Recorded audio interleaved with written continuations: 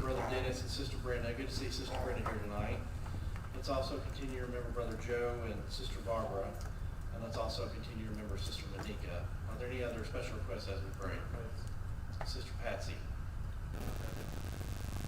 Brother Danny. Let's all pray.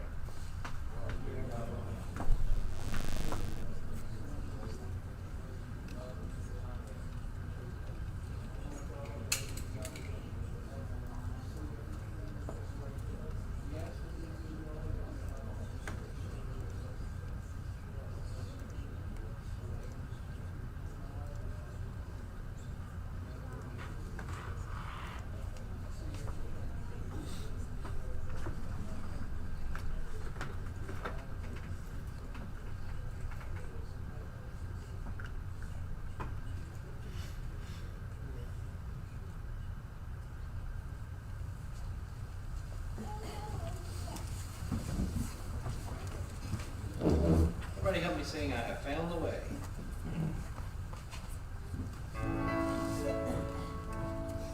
I have found the way that leads to endless day under in the glory land. And the road is bright, for Yahweh is the light, and I hold his guiding hand. I have found the way. I have found the way. Oh, glory, hallelujah. Yes, I have found the way. I will never fear while Yahweh is so near. I will bravely meet the foe. Happy songs I'll sing in honor to the King, and to glory onward go. I have found the way. I have found the way. Oh, glory, hallelujah. Yes, I have found the way to the journey's end, and by a faithful friend, never Lord in sin to roam. By the way called straight, I'll reach the golden gate of the soul's eternal home. I have found the way. I have found the way. Oh, glory, hallelujah. Yes, I have found the way. I have found the way that leads to endless day, yonder in the glory land. And the road is bright, for Yahweh is the light, and I hold his guiding hand. I have found the way. I have found the way. Oh, glory, hallelujah. Yes, I have found the way. So we'll have a song from Brother Kevin, then one from Brother Jonathan, and we'll turn the service to Brother Robert.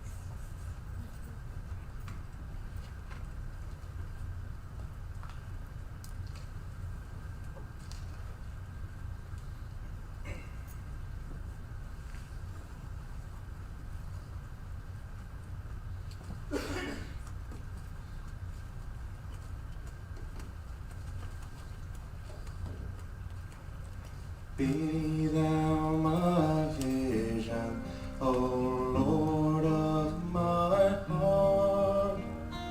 Not be all else to me, save that thou art. Thou my best thought, by day or by night. Waking or sleeping, thy presence my light.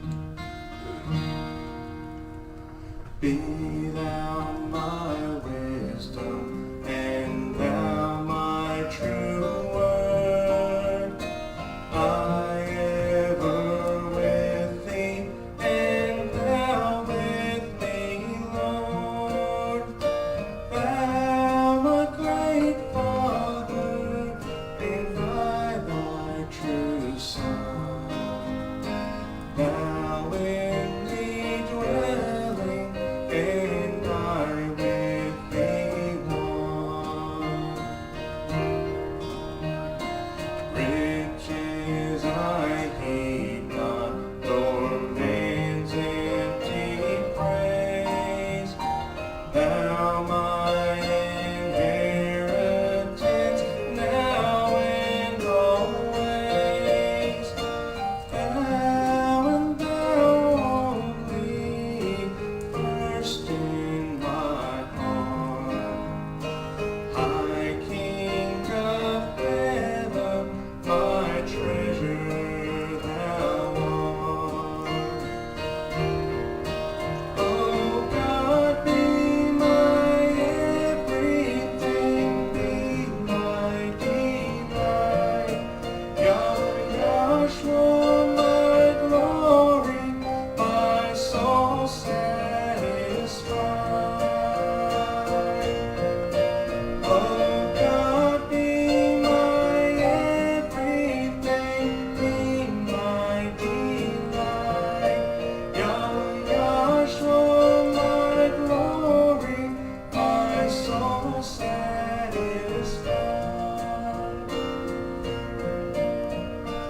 High King of heaven, when my life is done, may I reach heaven's joys, victory won. Heart of my own heart, whatever befall, still be my vision, O Yahweh of all. Still be my vision, O Yahweh of all.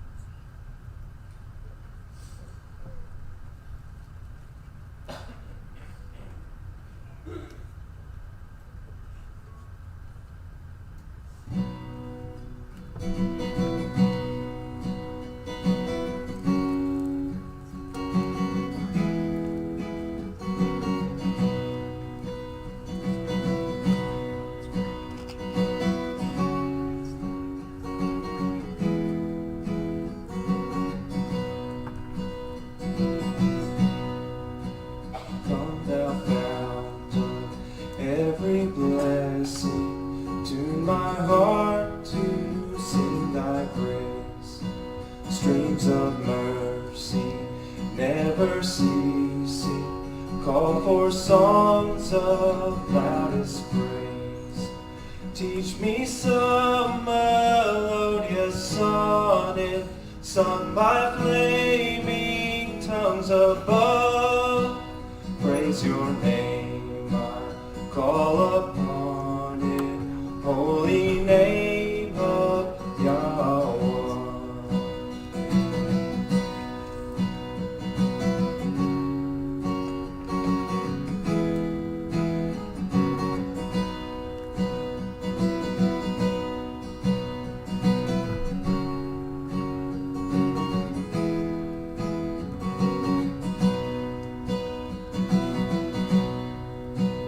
Here I praise you, Yahweh Yahshua, hither by thy grace I've come, and I hope by thy good pleasure safely to arrive at home.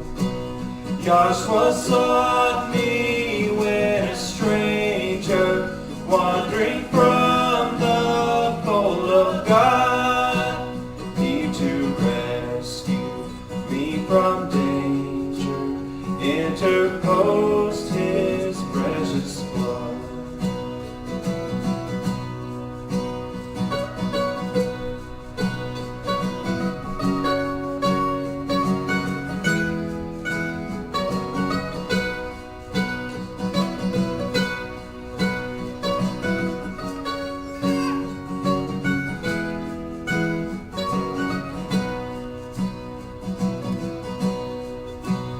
Oh, to grace, how great a debtor daily I'm constrained to be. Let thy goodness, like a feather, bind my wandering heart to thee. Help me follow you, O Yahweh. Let me see your glorious face in those mansions, bright and blessed, brought by your amazing grace. Come thou fount of every blessing, tune my heart to sing thy grace. Streams of mercy, never ceasing, call for songs of loudest praise. Teach me some melodious sonnet, sung by flaming tongues above. Praise your name, I call upon it, holy name of Yahweh.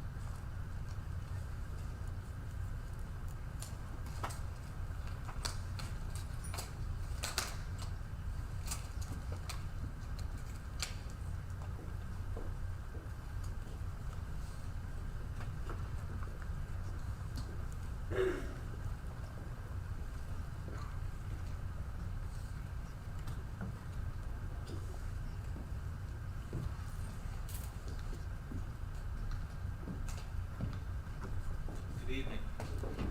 Thankful to be back together again. Why don't we stand one more time? And let's ask God to bless His Word, to anoint it, to give us understanding. My, we need understanding, don't we? How many of you desire to understand God's Word? Let's ask Him to grant that request. And I believe that He will. That's according to His will. If we want understanding and we ask Him sincerely, I believe He will give it to us. So let's do that together. Dear Savior,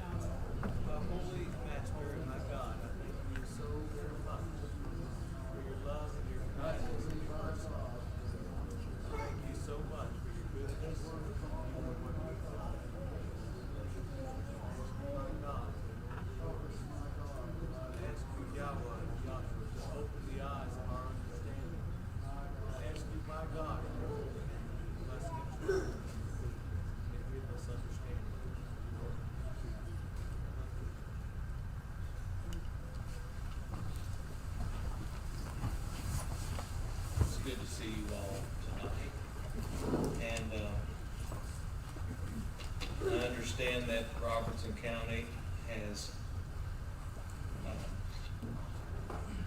issued a mandate on wearing masks in public. I really struggle with the government doing that kind of thing.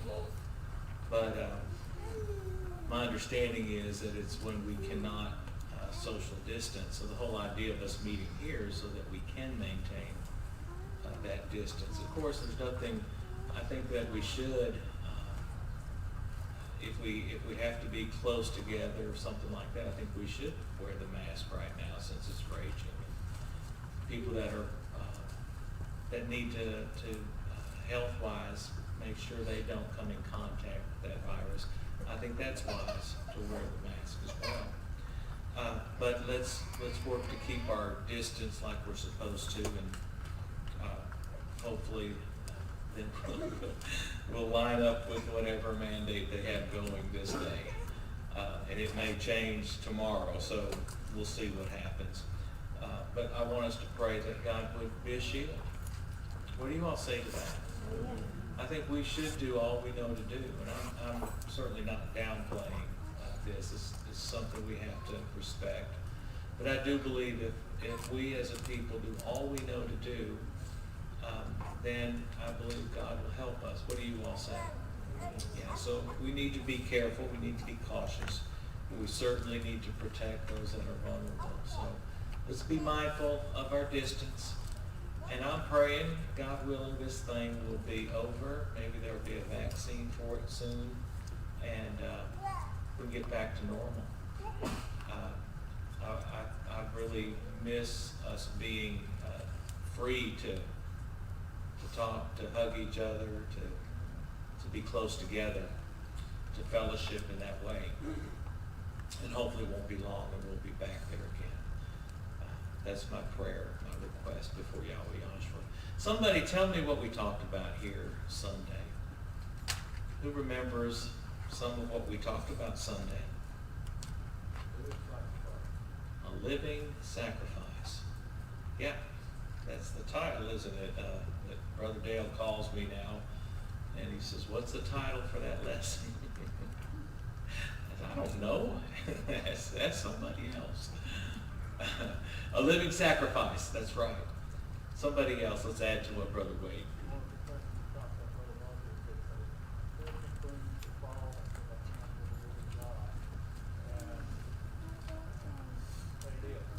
Yes, amen.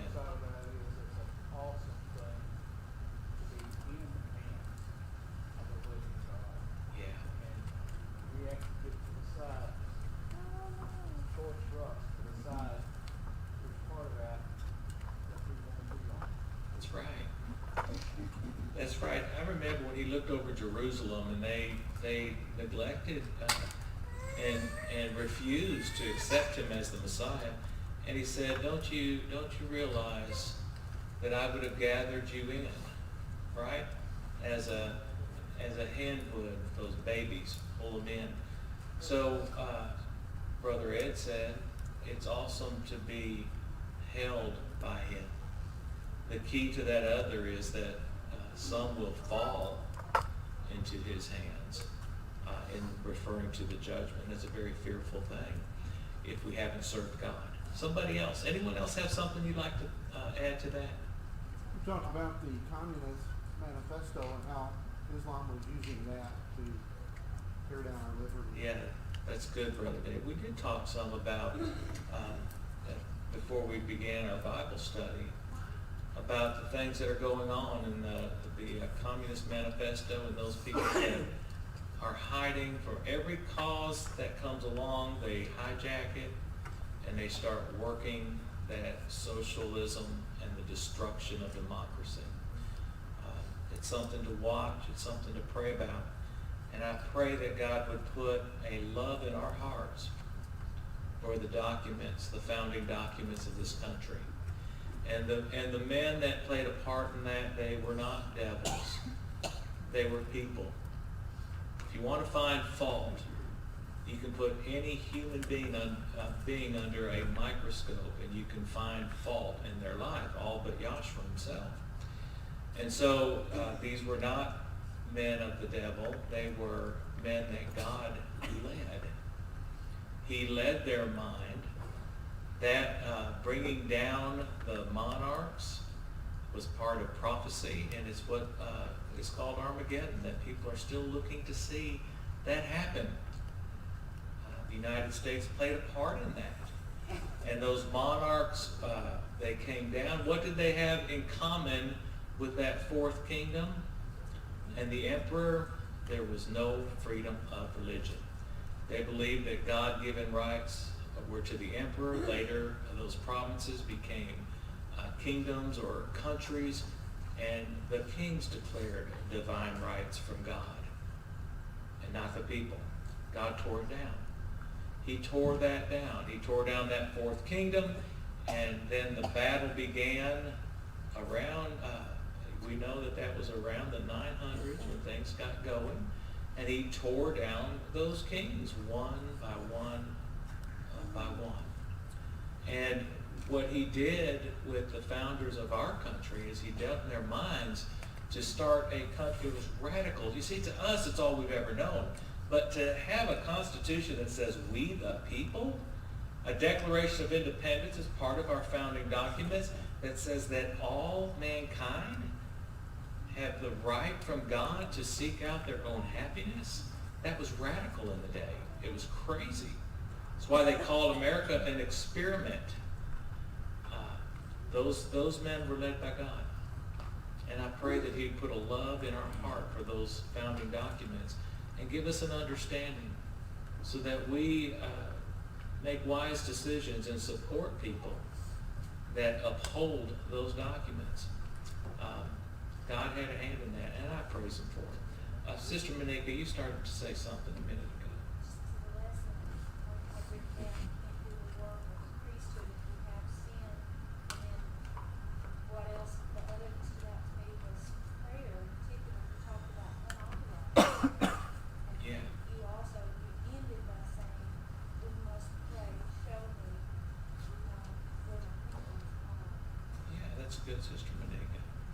Yeah, we are a priesthood, and we can't do our job if we're in sin, period. He will not accept those sacrifices if we are in sin. Living a holy life is so important. And the thing is, humans, we make mistakes. But God has given us everything we need through his divine power to overcome. And we have to strive to live a holy life. It's our purpose. It's only our reasonable service. Anyone else? Anyone else have something you'd like to add? Let's begin tonight. I'd like to begin in the book of Matthew chapter 5. Matthew chapter 5. And I'd like us to begin in verse 45. Matthew chapter 5, verse 45 in the NIV. He said that you may be children of your Father in heaven. He causes his sun to rise on the evil and the good. He causes, he owns this universe. He causes the sun, his sun, that big fireball that's up in the sky. He owns that. Have you all, last day or so, have you all felt the heat from that fireball up there? Do you know that he owns that? He called it into existence. Yeah, he owns it. And he causes it to shine on the good and the evil. And sends rain on the righteous and the unrighteous. Somebody tell me, what do you think about this? So Yahweh Yahshua causes the sun to shine on the good, the evil. He sends down rain on the righteous and the unrighteous. What do you think the point is in this scripture? Come on, somebody good and loud. He does. He provides. In the natural sense, he provides for the just and the unjust. That's true, Sister Monica.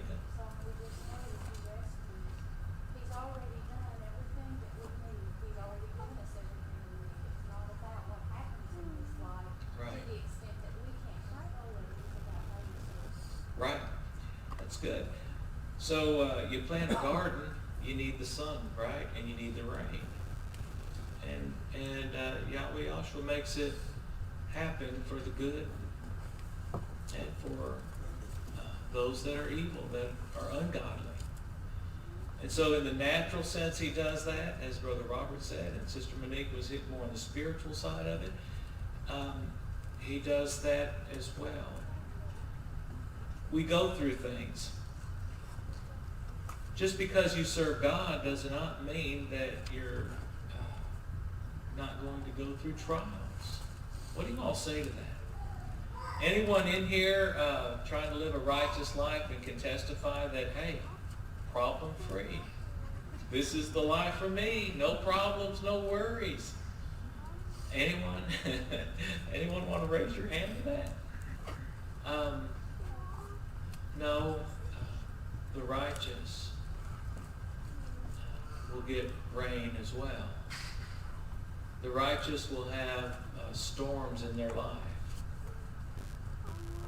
The ungodly will have storms in their life. The righteous will have bright days. The ungodly will have bright days to them as far as trials and tribulations. He's describing life here on earth. And whether we try to follow God and live a good life, we're going to have trials. It's going to rain sometimes. How many of you have experienced that in your life? Well, the unrighteous have as well. And they've had good times, so to speak, in their life as well, when things went kind of easy. You hear sometimes, I don't understand, this person is good. Why are they going through that? Or why are they going through this? Have you ever, has Satan ever put that thought in your mind? I'm trying to do all I know to do. Why? I haven't heard anyone say that lately, so don't think that I have. But hey, it's easy for someone to think like that. But you see, that's not spiritual understanding. God has made it so that his people are going to be tried. People that are ungodly are going to be tried. There are certain things that no boundaries. It's all people will deal with things in this life. God made it that way. He made it that way. So what's the difference? What's the difference in living a godly life or living an ungodly life? What is the difference in that? Yeah. I want y'all to think about that as we go through a few more scriptures. Let's turn to the book of Job. The book of Job, chapter 2.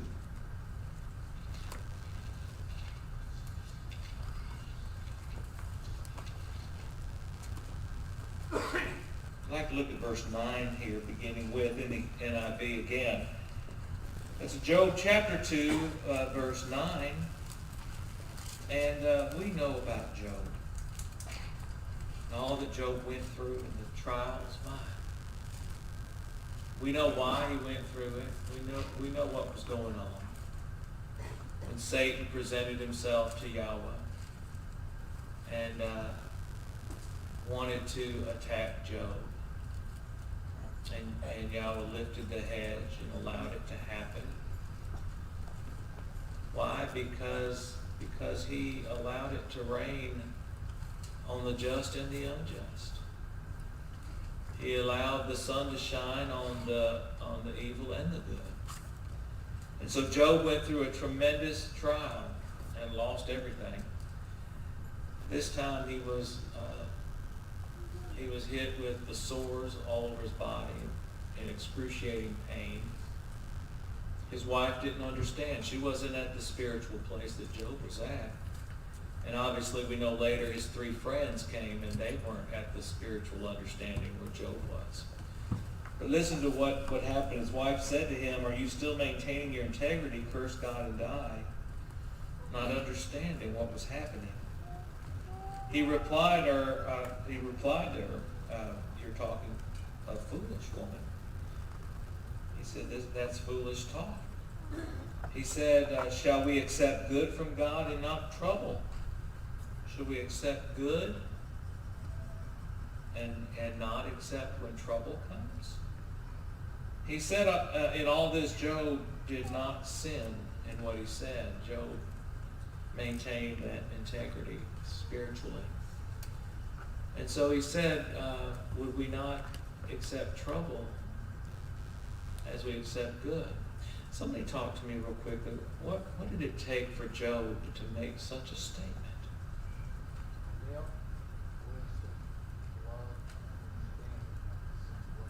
Yeah. A depth of wisdom, an understanding. Yeah, that's good, brother. And somebody else, let's add to that. A great deal of trust and faith, Brother Roger. Oh my goodness, a great deal of trust and faith. I think we've all had our faith tried before, haven't we? Haven't we? Yeah. He had to have a tremendous amount of trust and faith, understanding. Saints of God, I pray. God dealt in my mind about a few scriptures. I started putting together, and I realized, well, this still connects to everything we've been studying. Just another part of it. Just another part of what we've been studying. So we go through things. What separates the godly from the ungodly as far as what we go through? We are going to be tried. We're going to suffer things. We have been over scriptures where things will get worse and worse as time goes on. Job had a tremendous amount of faith. To understand, he didn't do anything to bring it on. His friends, even his wife, did not, and even Job at the time, did not understand what had happened in the heavenly court as Satan presented himself to Yahweh. He said, hey, we accept good from God. How many of you are happy when the sun is shining, so to speak? How many of you accept that? When everything is going well and maybe you're just on a mountaintop. We've been there. I think we've all been there before. And we certainly wouldn't reject that, would we? Anybody? Would you pray and say, oh, dear God, things are going too good for me right now? No, I don't think so. I think we would accept that. Job understood that. Job understood that. He rejoiced. God blessed him.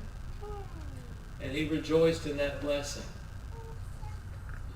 And now it was raining. And he was getting hit from every direction. But Job knew that God was still God. Right? He knew that Yahweh was and is alive. He knew whom he served. And he made comments like, though he slay me, yet I'm going to trust him.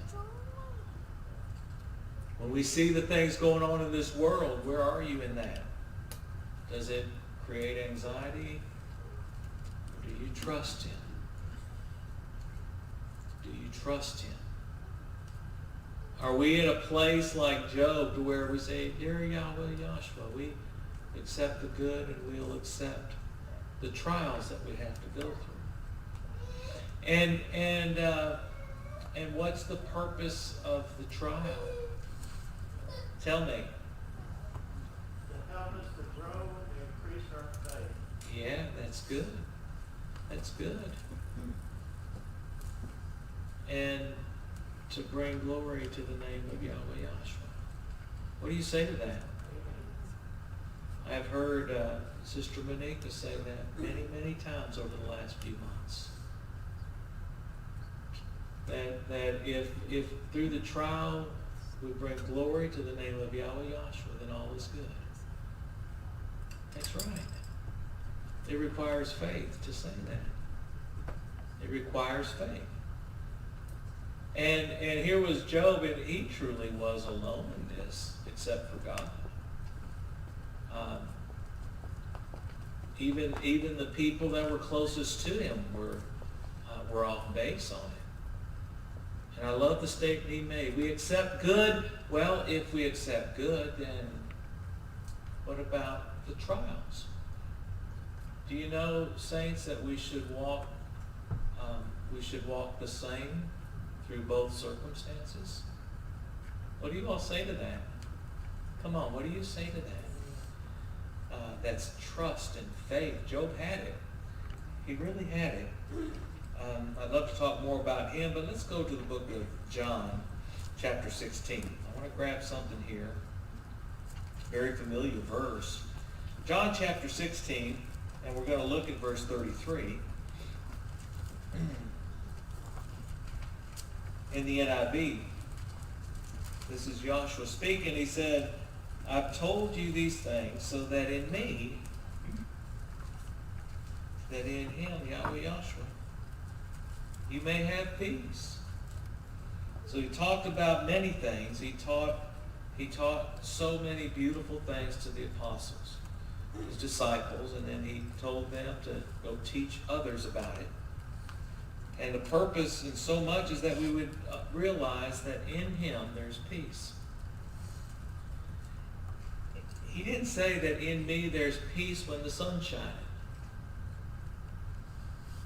His peace doesn't change through the trouble, through the rain, through the sunshine. It's just peace in him. Not falling into his hands, but living in his hands. Right? What do you all say to that? Living close to him. With a faith and a confidence and a trust like Job had. That we know, no matter what, I trust him. I trust him. May not understand what's happening or even the purpose in it. But we don't have to, do we? Come on, what do you say to that? We don't have to understand everything about it. Because really, the way we approach it, it doesn't change. If you trust him, you trust him. Say, I trust him. Well, we trust him in the sunshine. We would trust him when it's drizzling. We would trust him when it's storming. Just trust. A trust in him. And so he said that in him there was peace. No matter what's going on around you, no matter what you're going through, there's peace in him. I have seen that. Many of you have seen it. Many have been that example of faith in our generation, in the generation maybe even before us. We've had many examples of faith that came through those trials with victory. And how did we know they had victory?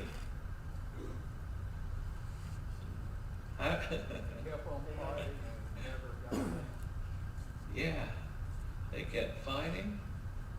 They didn't get down, and what did they do? They gave the glory to him. Can you do that?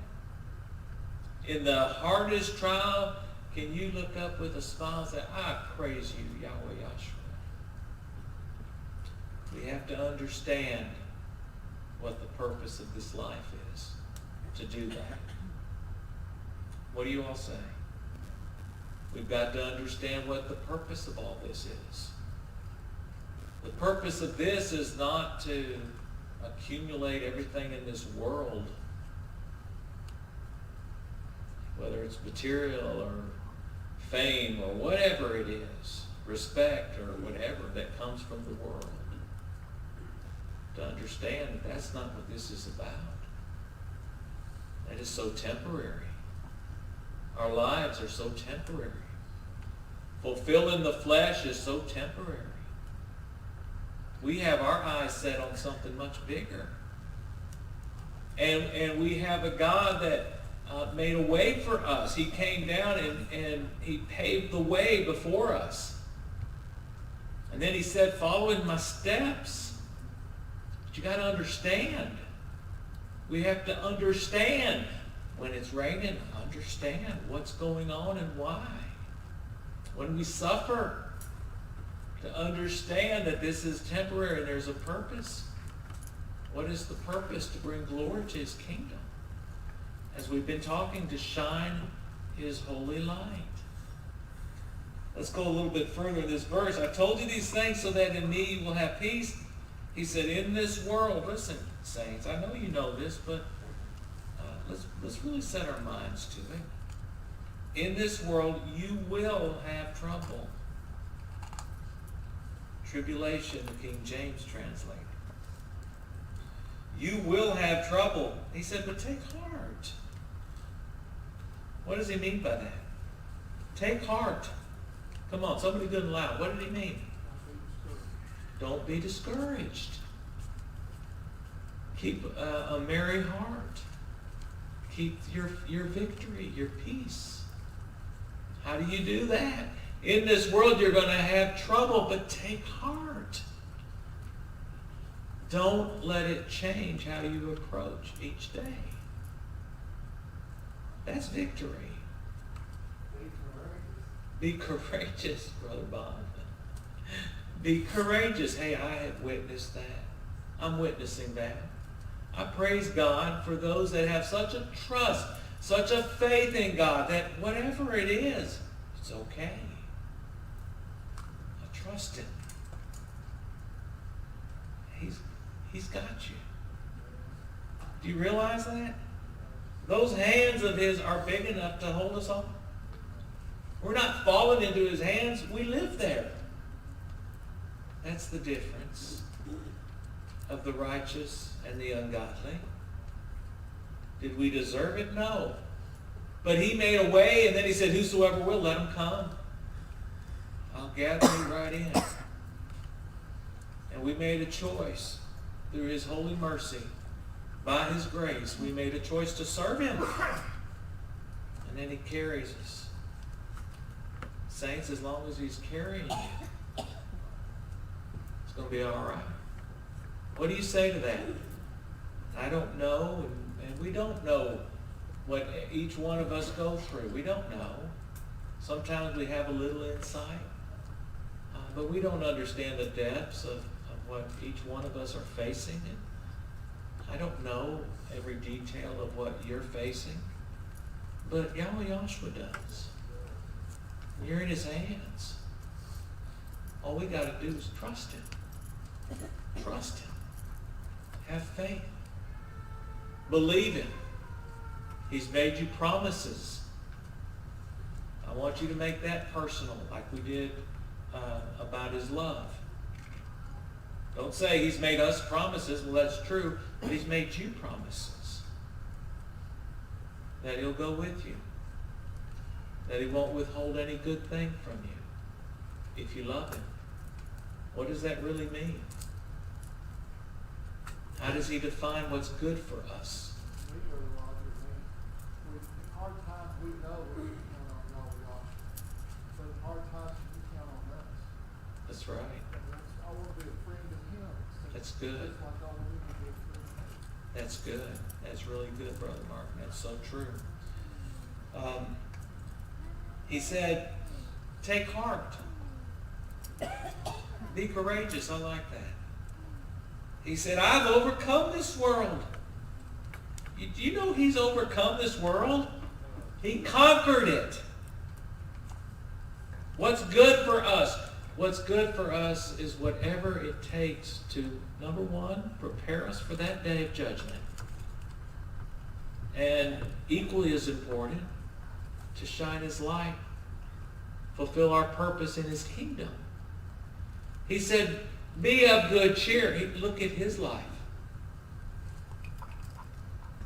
Yeah, but I thought he was a man of suffering. He was. but be of good cheer. You know why? Because he overcame the world. You see, how is it that he overcame the world? Somebody tell me.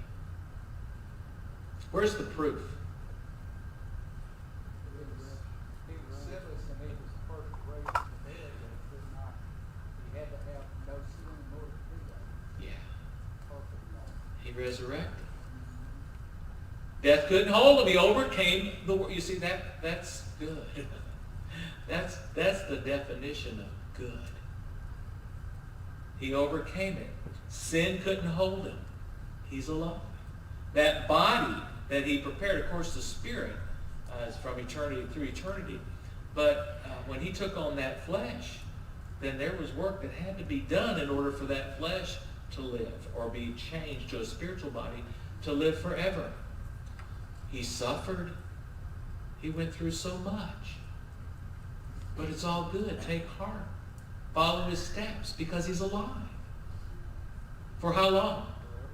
Forevermore. And he'll rule his kingdom forever. And his word of encouragement to us is take heart. You're going to have trouble in this world. But if we overcome, if we trust him, if we make him first, crucify this old lousy flesh and make him first, it's going to be good. Because we're going to come out of there. If we're in that grave, we're going to come alive. For how long? Now he's saying, think on these. I told you these things so you'll have peace. He did it. He lived the example for us. And death couldn't hold him. He's alive. He's alive forevermore. And the message to us is we're going to have trouble in this world, but trust him. What is the ultimate goal here? That resurrection day. There'll be plenty of people that live their life to satisfy their flesh. Is that right? To satisfy the lust of their flesh, to live for their flesh, to do the things their flesh wants to do. And sometimes Satan sells them such a bill of goods, it's all they can think about. But on that day of judgment, it won't be good. They will be falling into the hands of a living God that will proclaim the judgment. For how long? For eternity. For eternity. That's the difference in the righteous and the unrighteous. But we have an opportunity to live for him. Neither way is exempt from trouble. Neither righteous or unrighteous. There is no exemption from, in this world, you are going to have trouble. But the difference is, we understand what it's all about, the children of God, and the purpose behind it. How do you define a good life? A good life is defined kind of like the Apostle Paul. I think he did a good job defining it. He told Timothy, don't worry, Timothy, it's all right. When he let him know that his execution was nigh, he says it's okay because, why? Somebody tell me. Why was it good? It wasn't because he had an easy life, although he had a lot of happy times. You think, how happy you think Paul was when he came to Ephesus and he taught them the truth? And they were all baptized and filled with the Holy Ghost that day. How about the jailer?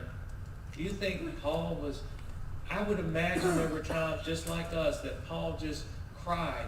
Tears flowed with joy as the power of God moved in a mighty way. But did he have an easy life?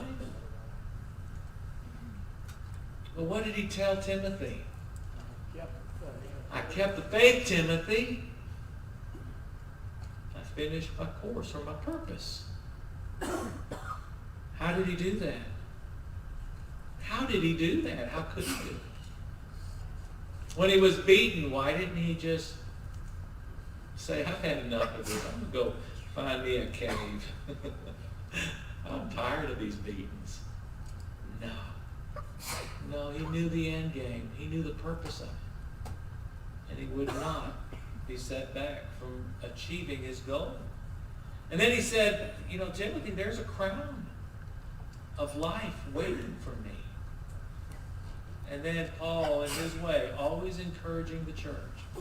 He said, but not just for me, but for all what? That love what? That day when he comes back. Let's go to 1 John. I'm going to grab something here, and we may run out of time. I'd like to get to one more scripture, but we'll see how that goes. 1 John chapter 5.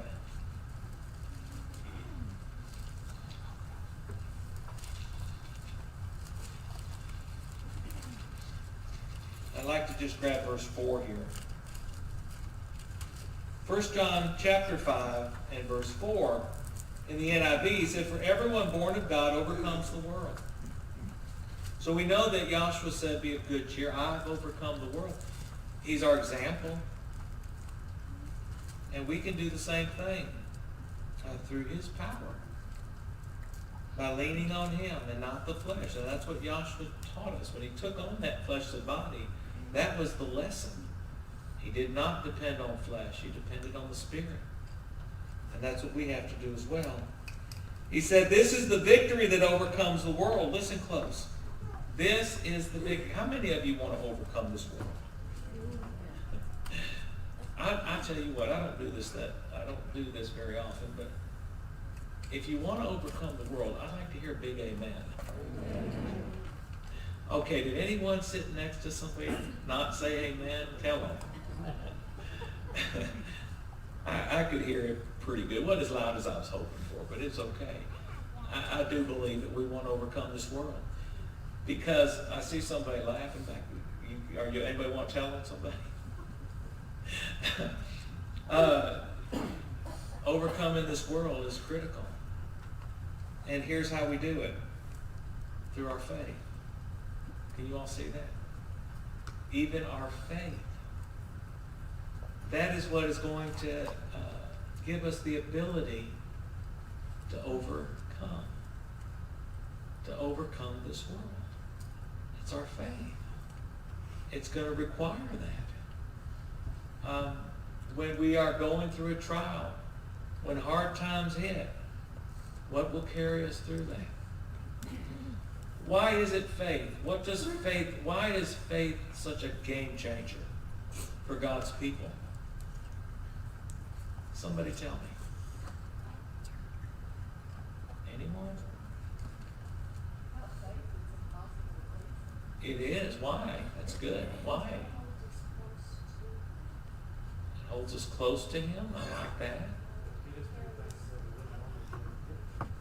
You can get through things that you wouldn't normally be able to get through them. It's true. You don't have to see it. I like that too. You don't have to see it. You have hope.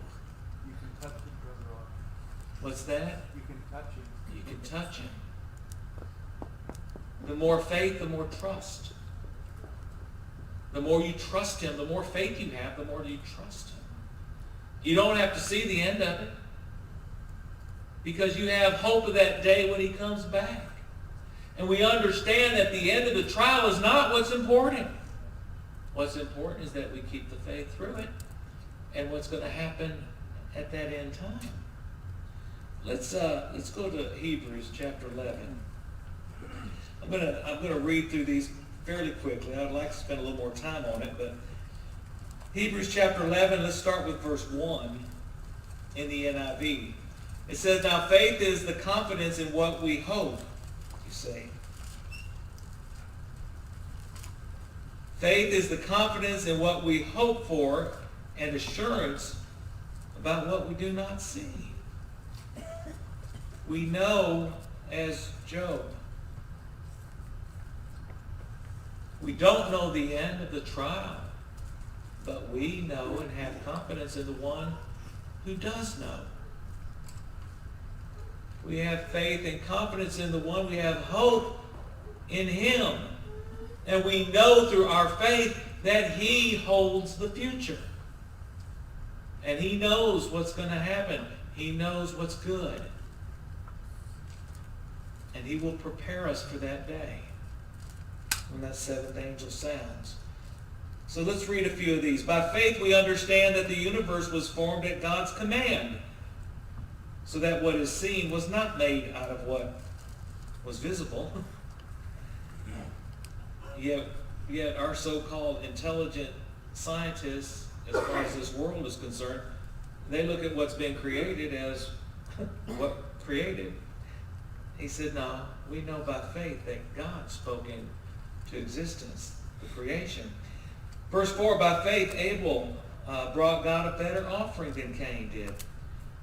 He offered Yahweh his best. Why? Because he had faith. He trusted God, so he gave him his best. You know, when we don't give God our best, there is a lack of faith there. He said by faith he was commended as righteous when God spoke well of his offerings. And by faith Abel still speaks even though he's dead. That example is still alive. It's on the record. By faith Enoch was taken from this life so that he did not experience death. James said he was translated. He could not be found because God had taken him away. For before he was taken, he was commended as one who pleased God. And without faith it is impossible to please God, because anyone who comes to him must believe that he exists and that he rewards those who diligently seek him or earnestly seek him. Verse 7, by faith Noah. I want you to think about all these people that he's mentioning. By faith and the faith that they had. Noah, when warned about things not yet seen, they hadn't seen rain, in holy fear built an ark to save his family. By his faith he condemned the world and became heir of the righteousness that is keeping with faith. By faith Abraham, when called to go to a place he would later receive as an inheritance, obeyed and went, even though he did not know where he was going, had no idea. By faith he made his home in the promised land, like a stranger in a foreign country. He lived in tents, as did his son Isaac and his grandson Jacob, who were heirs with him of the same promise. Verse 10, for he was looking forward to a city with foundation, whose architect and builder is God. And by faith Sarah, who was past childbearing age, was enabled to bear children because she considered him faithful, who had made the promise. And so from this one man, and he as good as dead, came descendants as numerous as the stars of the sky and countless as the sand of the sea. Faith, faith, faith, faith. And they believed God. They trusted God. Things that they had never seen before, they trusted God. These are examples of faith and people that overcame the world. They overcame the trouble. He says in verse 13, all these people were still living by faith when they died. Abraham didn't see the multitudes and multitudes of people that he was promised. He didn't see when later his descendants would take that land and promise it would be their land.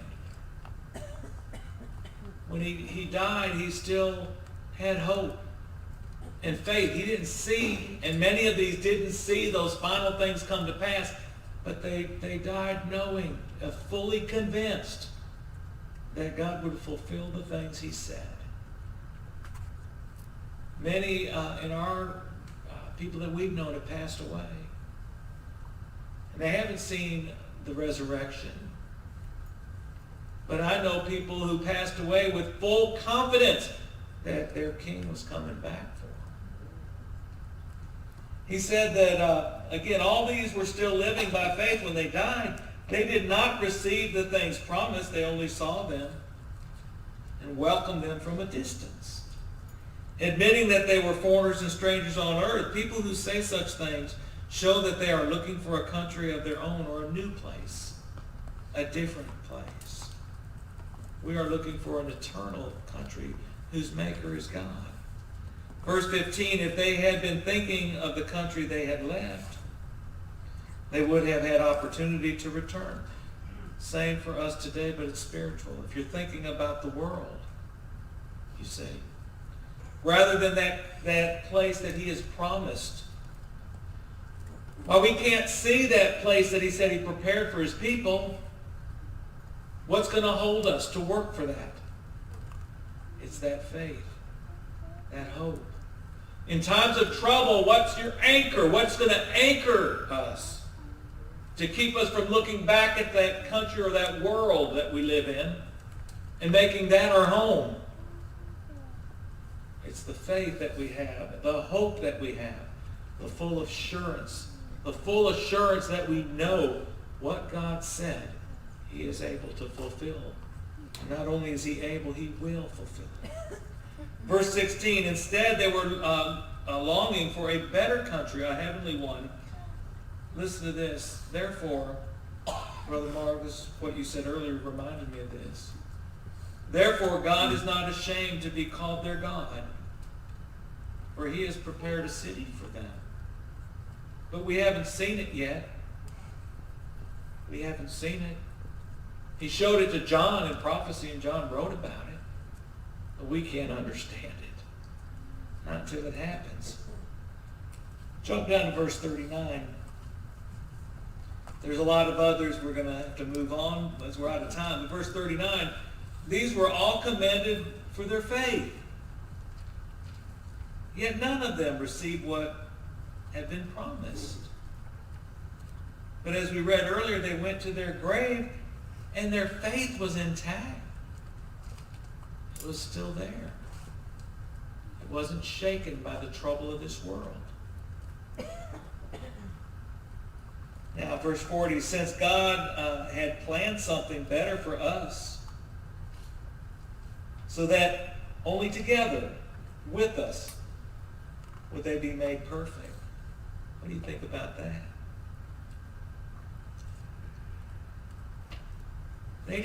When they died, they didn't see as many teach. Most teach.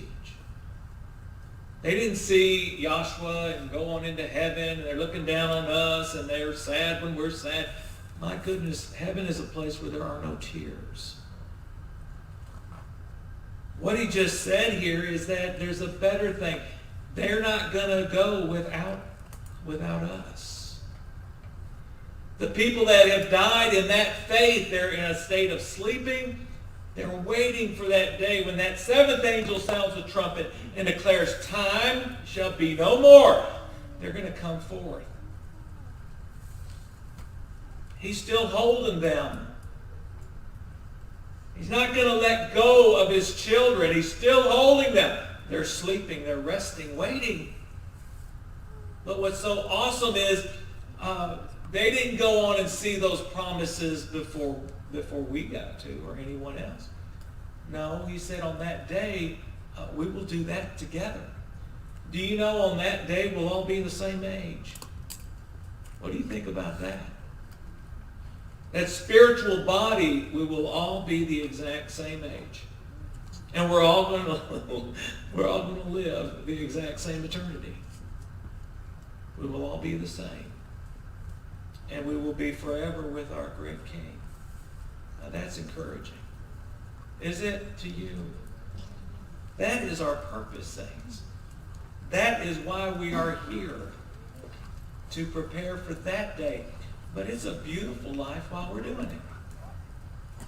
The things of this world, Satan will make those things look enticing. But then once he has you, then when you go through those troubles, you don't have God walking with you. Is that right? You don't have, I should say, the promises of God with you. He's merciful, and he calls people very often out of that sin. But if we are serving him, we have his promises. We stay right there in his hands. Let's all stand. Anyone have a comment or question, anything you'd like to say? Thank God for his word, Brother Ed. His promises are beautiful. His ways are beautiful. Well, Roger, the worst thing I think you can do in a trial is to panic. Oh, yeah. You're going to do or say the wrong thing for sure. That's right. That panic, and that's good, Brother David. And what brings on panic? Uh-oh. Do you know when we panic in the trial, we are telling on ourselves? We have a lack of faith. And that's why you're having a trial. To help that faith grow. I want to grow. I don't want to repeat trials. I want to grow. I want my faith to grow. Are there any special requests for look him to be dismissed? A lot of hands up. I have a special request as well. And I pray for all of you. I love you. I thank God for you. And I thank God that we get to walk through this life together. And do you know what? It don't matter how old you are, how young you are. We're going to get that spiritual body at the same time. We're going to be the same age. And we're going to live the same number of years. Can't count them. There's no way to count it. It's eternity. Let's all pray. Dear Savior, My Master and my Holy God, I thank you so much for your love, your kindness, and mercy. Bless your church. Bless the church. Strengthen us and guide us. Give us grace. Have mercy on us. Strengthen us and guide us. I love you, my God, and I thank